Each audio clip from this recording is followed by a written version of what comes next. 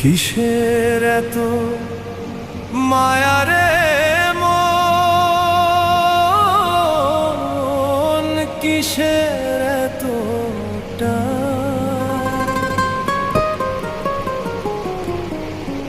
দুদিনের এই ভবের হাটে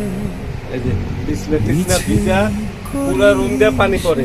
আপনারা রুমের ভিতরে উপরে টিন দিবেন, নাহলে যা থাকা যাইতেছে না। আমরা ভাড়া দিয়ে থাকি, বাংলা থাকি না। এই যে 3 দিন ধরে ঘুমাইতে পারি না, পুরা রুম ভিজা।